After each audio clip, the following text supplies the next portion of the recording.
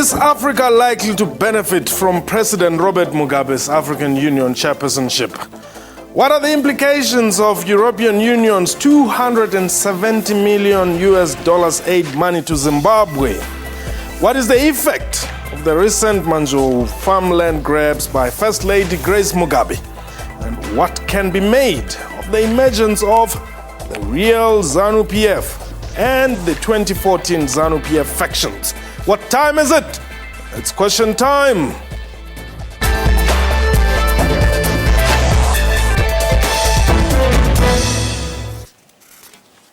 Hello and welcome to the show. My name is Mpho Tsenu. For the past 12 years, the Zimbabwe political and economic landscape has changed drastically after the European Union sanctions against the Southern African country following the 2002 Zimbabwe elections violence.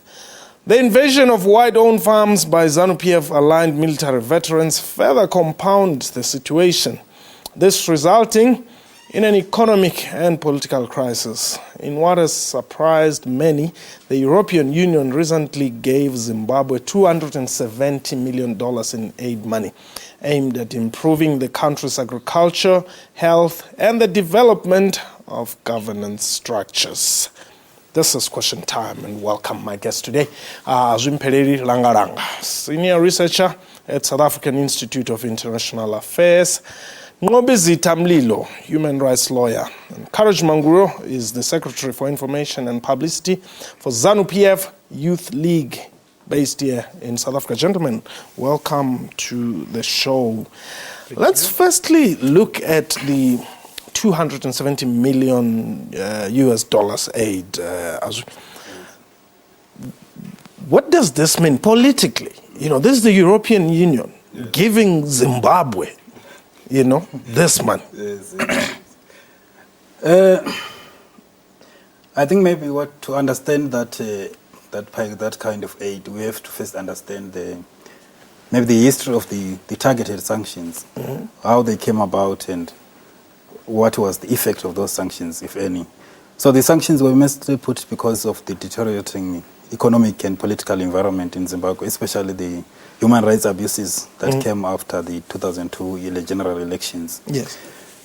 And the EU decided then to impose targeted sanctions, meaning that the sanctions, they were not blanket economic sanctions, but they were targeted at particular ZANU-PF individuals who are part of the ruling elite that has been looting for a very long time. And so the European Union, by giving Zimbabwe money today, it is because it is a feeling that the economic and the political, mostly the political situation, has stabilized. But it also shows a confidence in the Zimbabwean political system, especially. So the EU, like many other partners, they are looking at a post-Mugabe era, which people are thinking and hoping that it will lead to a pre-2002 situation when the sanctions were put in place. Yeah.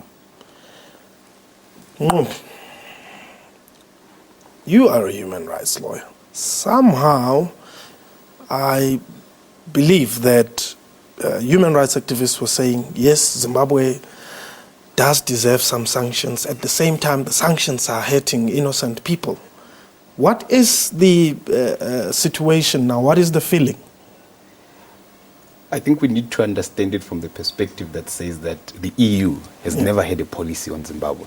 They've had a policy on Robert Mugabe as an individual. And in understanding this aid that they have given to Zimbabwe, we need to understand that Zimbabwe is a sovereign country which is entitled to participate in the family of nations. Yes. The lending institutions like the EU, the World Bank, and all other institutions are motivated primarily by two things. The first thing is the ability of the country to which they are lending money to pay back. And if in their judgment, Zimbabwe is able to pay back the money that they would have lent to Zimbabwe, they move on to the second issue as to whether or not they must interfere in the internal affairs of the country. And this is where the debate around the sanctions is. And he has phrased them as targeted sanctions. because in the first place they are targeted to the person of Robert Mugabe. But the net and the gross effect of those sanctions is the economic decline and the deterioration in the social life of the entire Zimbabwean population. So we must contest the second bracket of these lending institutions of wanting to use their subjective judgment on the political human rights situation in a particular country as a basis upon which they will make a determination on whether or not to lend money. I'm not saying that there were no human rights abuses in Zimbabwe. I would say there were. But if we were to allow European countries and Western countries in general, and for that matter any country, to use its subjective judgment of the political situation in a particular country, we lend ourselves to unintended or intended political manipulation of the rest of the African continent. So our understanding of this aid that has been given must be understood within that context to say the primary motivating factor for these countries is the retention of capital for them. Yeah. But are there no conditions in giving this sort of assistance? Yes, you can see that the aid is targeted at reviving the agricultural sector and the health sector and so forth. And the farm invasions were the very reason why the European Union and other institutions brought the sanctions in the first place. So it shows that if there's an understanding that Mugabe is exiting the political space, their re-entry is an indication that they have read the internal political environment as suggesting that Mugabe is gone. And therefore, the issue has never been about Zimbabwe as a political, as a country. It's always been about Mugabe.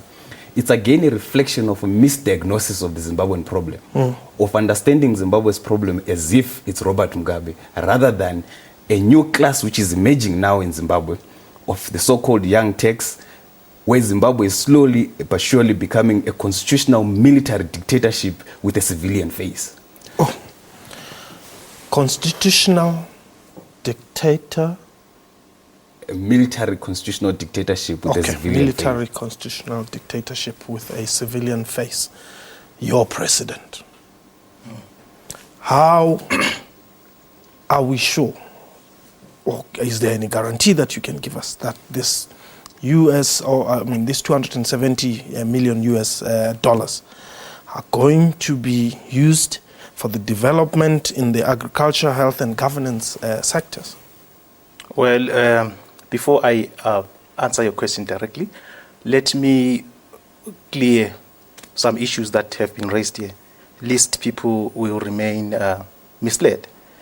To begin with, you see, the reason why the 28-nation bloc of the European Union imposed sanctions, economic sanctions, biting economic sanctions on Zimbabwe was not because of any human rights abuses, neither was it because of their purpose to say we rigged elections in 2002, yes, just after the 2000 land reform. You see, people were not happy. Let me say the West was not happy because of the steps that were taken, because they knew that they would lose. You see? So the sanctions that were put were targeted at the economy of Zimbabwe, so that the economy fails and people feel the pinch. And then all fingers point at His Excellency Robert Mugabe so that they remove him from power. They failed totally.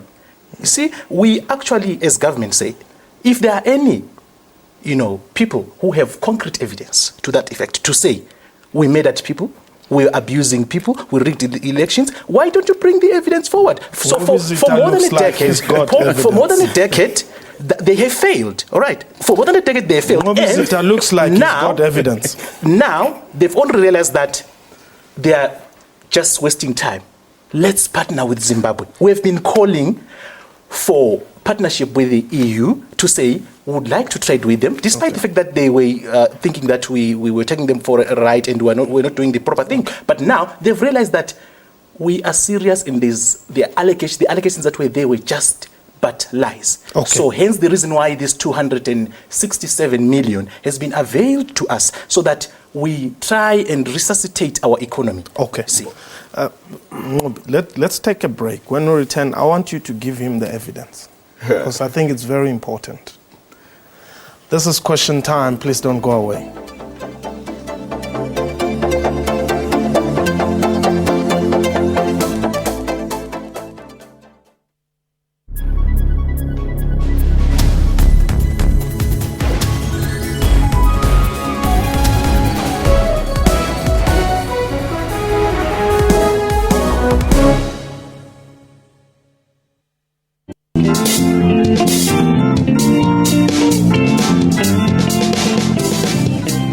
food for thought in the words of Ray Davis. Remember, a challenge only becomes an obstacle when you bow to it. Of dedication and perseverance, Abayani Maitakore made history as one of South Africa's best performing matriculants of 2014, attaining 7 distinctions.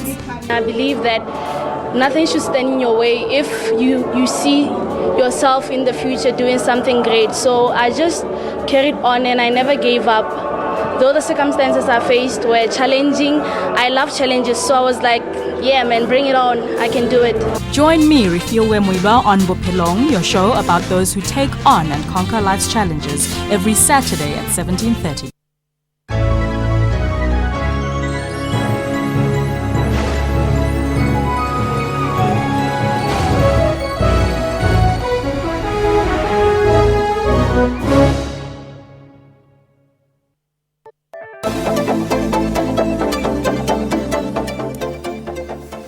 Welcome back. You're still watching Question Time. Our guest today, Azwin Pereri Nangalanga, Senior Researcher at the South African Institute of International Affairs. Ngobizi Tamlilo is a human rights lawyer, and Courage Mangwiro is the Secretary for Information and Publicity for ZANU-PF Youth League here in South Africa. Ngobi, let me allow you quickly before I go back to Azwin. Yeah, Mpo, I don't think it's worth it to debate whether or not there were human rights issues in Zim. Courage is way off the line, and it's not even worth it to debate that. Okay. The African Union, SADC, itself, put its teeth into the Zimbabwean political situation. What Courage is suggesting, essentially, is that they were on a whim of their own and there was no merit in them interfering in Zimbabwe's politics. So let's have a debate that assumes that there were human rights violations, because in fact, as a matter of fact, there were. It's really not worth it to debate to debate the issue of human rights violations in Zimbabwe. The real issue is the West cannot be allowed to come into Africa and dictate terms as to how Africans must govern themselves. It must be an issue that Africans deal with on our own. Sure. That does not suggest what Courage wants us to believe, that there were no issues in Zim, particularly human rights issues. ZANU-PF found itself in a corner in the sense that it had failed to deliver on the promises of the national liberation struggle, providing a democratic environment, proper social security for Zimbabweans. And we began to see those problems with the rise of the trade union movement led by Morgan Tsvangirai around 1997, 1998. Those are real issues. As a liberation movement, they failed to contend with the democratic state, and then emerged an opposition. Whether that opposition was a proxy of imperial forces or whether that opposition was a genuine product of Zimbabweans is a separate debate. But the reality of the matter is that ZANU-PF failed. Okay. Now we are reaching a stage where the old crop in ZANU-PF is leaving. And again, the Europeans are failing to diagnose the Zimbabwean situation properly, in failing to understand that they've grown a new nationalistic class, which is capitalist in character, which has sought to, as it were, internally colonize the economy. That explains why Mrs. Grace Mugabe would go and take a farm and literally own the rest, the whole of Zimbabwe. The way forward is for ZANU-PF to accept that the post-liberation Zimbabwe is a Zimbabwe where they have to deliver on the promises of the national liberation. If they fail to do so, there must be an emergence of alternatives that are able to deliver on that promise. Azwi, should we therefore perhaps consider this move by the European Union as something that gives us hope that the EU is likely to abolish all sanctions against Zimbabwe or travel bans against those leaders? Yeah, I think we should have a lot of hope in that. Remember, the move by the EU is not pulled from the sky. There is a lot of it's informed by the EU as an embassy in Zimbabwe, so it looks at those issues and the civil society organizations, and there are internal people within ZANU-PF itself who seem to be more moderate and also looking at a post-Mugabe era. And I think so far it should really give us a lot of hope that Zimbabwe is getting to become part of the international community. And remember, because one thing when we talk about the so-called targeted sanctions is that there is a narrative which is not really true, that they had any economic effect adverse thereof. The economy of Zimbabwe went down after the mass land grabs because it is it's an agro-based economy. So when you do away with the farms, you sort of destroy the value chain that the farms were feeding into the economy. And that is one of the most important reasons that went to the economy going down, and not the sanctions, because the sanctions were targeted at individual leaders who are part of the ruling elite in ZANU-PF. Definitely, this is not true. You see, these leaders, yes, they were, put under, sanctions. Our president, for example, got his assets freezed, and he cannot travel to any of the 28 nations that make up the EU bloc. But look, as I said before, these sanctions actually impacted on the economy itself. Not because we're failing to produce in our farms, no, but because we were isolated from the rest of the community. And a good example, we could not, import important machinery maybe from outside Zimbabwe because of these sanctions. So that's the reason why we failed. Not because we had, repossessed our land. Okay, no. Now what do you think are the reasons, or is the reason you're getting, this sort of, aid from the European Union? From the European Union, right. It is simply because they have seen that what they thought was going on in Zimbabwe in form of these purported abuses and rigging of elections is not true. Why don't we engage with these people? Why don't we work with them?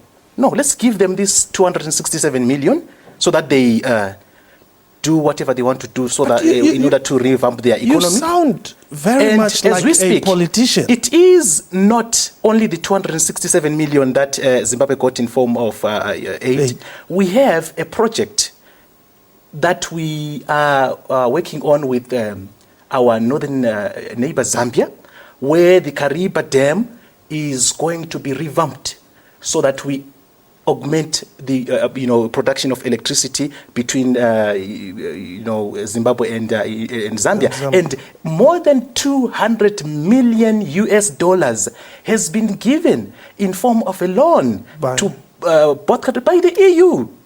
You see, so that we get to work. They've seen that no, really, there is no need to keep on fighting with Zimbabwe. There is absolutely no need. What we are calling for is for foreign investors to come in our country. We've got policies. We've got where we need them to toe the line. We discuss issues. They venture into different businesses. Then we get going. I like your language, where you need them to toe the line. But we're going to take a quick break. When we return, let's wrap up the program. This question time. Please don't go away.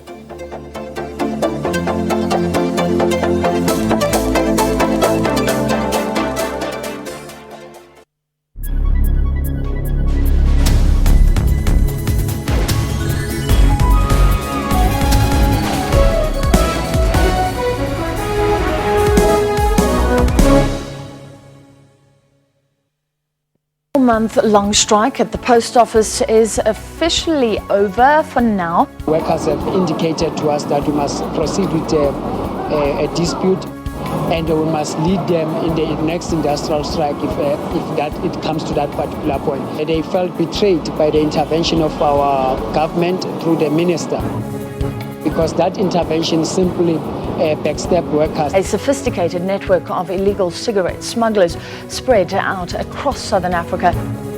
And many of the dodgy smokes land up here in South Africa.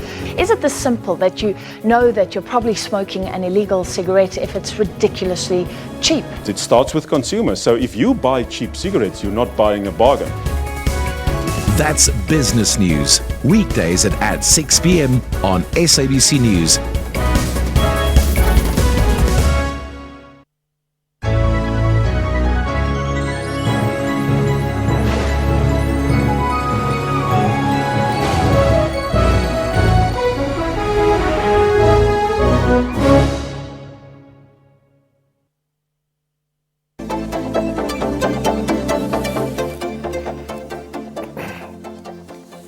Welcome back. You're still watching Question Time. I guess Azun Peleri Rangaranga. senior researcher at the South African Institute of International Affairs. Ngobi Zitamlilo is a human rights lawyer, and Courage Mangwiro is the Secretary for Information and Publicity for ZANU-PF Youth League here in South Africa. Perhaps let me just quickly, Courage, let's talk about the chairpersonship of President Robert Mugabe of the African Union. Do you make something beyond what everybody else is seeing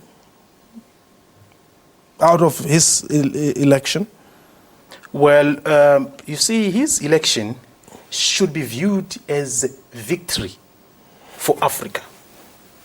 He is a well-known, charismatic leader. Now, in his capacity as the chair of the African Union, a lot could be learned by different countries in Africa.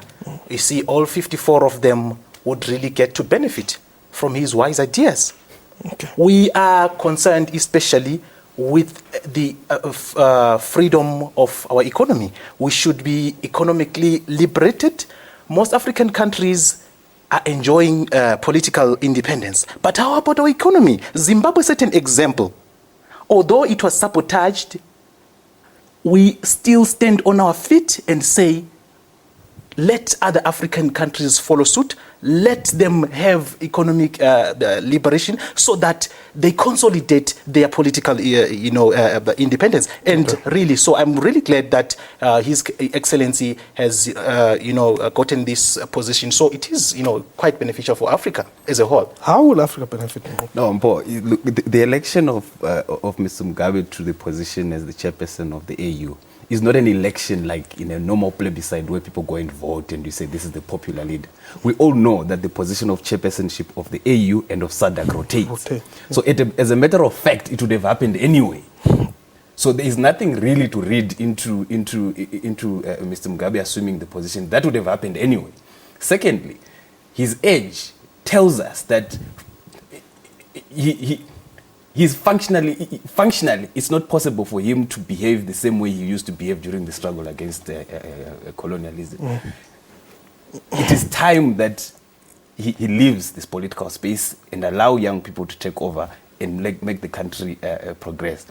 I'm quite surprised by the personal glorification of Mugabe as an individual that comes out quite clearly from Courage. He keeps referring to him as His Excellency and this Ayatollah terminology that they refer to him. This whole matrix we are discussing here, there is an emergence in South Africa of the need to nationalize from the EFF, and whether in rhetoric or in substantive terms, and the ANC is picking up on that discussion. When in Zimbabwe, on the other hand, there's also an emergence of a post-Mugabe dispensation. So it is not surprising that the AU would begin to re-engage Zimbabwe, because South Africa, rightly or wrongly, with the emergence of the discussions about nationalization of key sectors of the economy, it naturally, European powers, informed by their need for profit, to move naturally to Zimbabwe.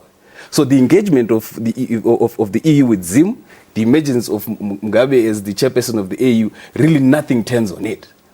The reality of the matter is that we have a stagnated, old, nationalistic and tired regime in Zimbabwe that needs to metamorphosize, wash itself of the culture and DNA of violence, and create a democratic space to allow various forces to contend. But the youth of ZANU-PF are very happy with President Mugabe. Oh yes, there is nothing wrong with them being happy with President Mugabe. There's absolutely nothing wrong. But there's equally nothing wrong with them allowing opposition political forces to express their view without being labeled. The problem with ZANU-PF and the Youth League in ZANU-PF is that an expression of a dissenting opinion is labeled as inherently treasonous. That is the problem. You see, you must allow dissenting political voices to be heard. They are beginning to crush each other now, and their very DNA is beginning to corrosively eat from within. What opposition forces have been crying about, at least since 2002, is beginning to reflect itself in ZANU-PF. At their last national conference, their own deputy president, Joyce Mjuru, was threatened to come to their own conference. Yes. This is the reality of ZANU-PF that we've been speaking about all this time. Quick. This is just hocus pocus. Look, there is nothing like that we know from ZANU-PF. It's his opinion and it's very wrong. What is true? That the Deputy President Mujuru was barred from attending? No, the then Deputy President chose not to attend. She was because advised of not her to. own reasons. She chose not to attend. He wants us to believe that the vice president of a country. It's your you see, that, or your own opinion, obviously, that you put forward so that you achieve a certain objective. But I'm here as part of ZANU-PF what would to his correct you. objective be? Obviously, he's saying his mind, like I said, and I said he is wrong. I'm here as ZANU-PF to correct that. The then Vice President did not attend because of her own reasons, not because she was barred from doing. We never barred her from doing that. Okay, now talk to us quickly about the emergence of the real ZANU-PF, that clique, those who support Joyce Mujuru. Well, let me quickly point out that in ZANU-PF, we do not have any factions. They are. Unlike in MDC. You see, MDC, you've got your T, your N, your M, your Z, whatever. They're just tearing apart. In ZANU-PF, we are one. We are solid. That's not true, Courage. There may be situations whereby people interpret it wrongly. You see, if within the party, are you saying to us that there are no members of ZANU-PF who are not happy with the fact that Joyce Mujuru has been ostracized? No. Joyce Mujuru has been suspended for certain reasons. Mind you, she was not chased away from ZANU-PF. She's still a member of ZANU-PF, but she's no longer president because of certain reasons. You see, those allegations that she wanted to overthrow the president, those allegations of corruption, you see, we don't take any chances. We really need to look into them and make sure that we don't have any problems within the party that could ultimately affect how far true are the allegations that you are happy with that state of affairs because you want to pave way for the First Lady? No. It is actually not true, not at all. Okay. It is actually lies. People, at the end of the day, they just actually conclude things. And it's not a problem. Okay. You can conclude in whatever way you want to, but ultimately, there's only one truth. Okay. In Zimbabwe, we do not do that. In our politics, we do not work like that. People are the ones who choose leaders. You see, they are the ones with the franchise not in to choose. Of course, the president is empowered to choose leaders. The president is empowered to choose leaders by the constitution of the party, yes. Okay, but that's fine. The people of Zimbabwe have powers to choose leaders. And they've been doing that with Robert Mugabe for so many years. Okay. And let them do that. There's a problem with the political party that is led by a 91-year-old. That's a problem. We have run out of time. We'll talk about this. Let's continue on Twitter. Thank you. That was question time for today. Get in touch with us. Question time at sabc.co.za or question time 24. That is our Twitter handle. Or you can also follow me on Twitter at Mpotse. Let's continue this discussion. From me and the crew, have yourself a wonderful time. Goodbye.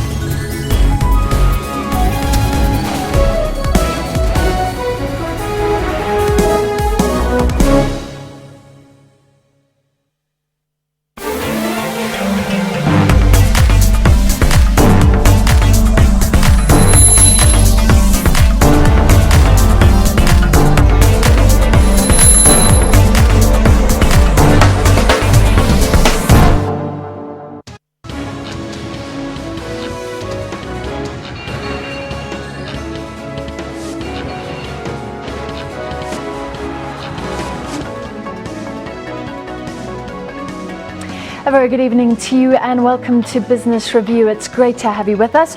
Well, a lot more people are switching, and we'll look at how we're rating our banks according to customer service. Also an interview with Bidvest's Brian Joffe coming up. Let's start with the day's top story. Now, more firefighters are being called in from other provinces to battle the blaze that began in Muizenberg in Cape Town.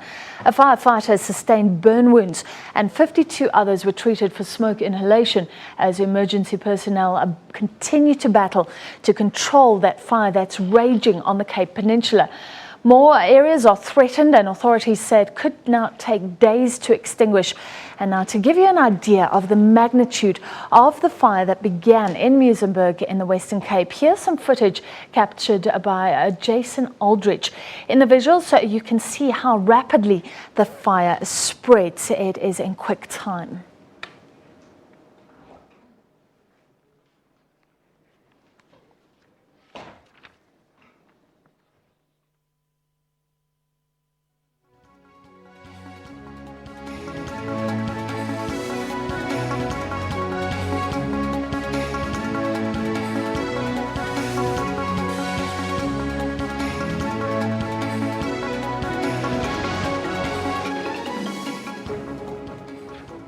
Absolutely incredible, and we feel for anybody who's in the path of that blaze. We'll keep on top of that story.